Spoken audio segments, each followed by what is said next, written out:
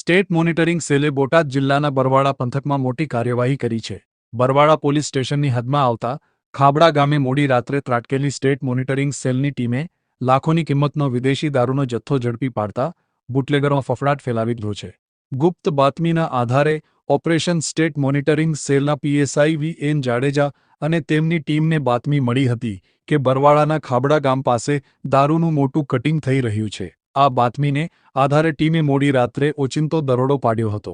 Tanker અને કારમાં છુપાવેલો દારૂનો જથ્થો દરોડા દરમિયાન પોલીસને ઘટના સ્થળેથી વાહનો મળી આવ્યા હતા, જેમાં દારૂનો જથ્થો ભરેલો હતો.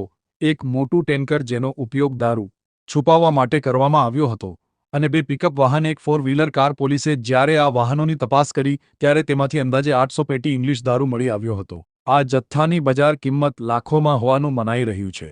આરોપીઓ અંધારાનો લાભ લઈ ફરાર. સ્ટેટ મોનિટરિંગની ટીમે જ્યારે રેડ કરી ત્યારે બુટલેગરો અને દારૂના કટિંગમાં સામેલ શખ્સો પોલીસને જોઈને અંધારાનો લાભ લઈ નાસી છૂટવા સફળ રહ્યા હતા. હાલમાં પોલીસે તમામ વાહનો અને દારૂનો જથ્થો જપ્ત કરી ફરાર આરોપીઓને પકડવા માટે ચક્રો ગતિમાન કર્યા છે. મહત્વની વાત, સ્થાનિક પોલીસને અંધારામાં રાખી સ્ટેટ મોનિટરિંગ સેલે પાડેલા આ દરોડાથી બરવાળા પોલીસની કામગીરી સામે પણ સવાલો ઊભા થયા છે.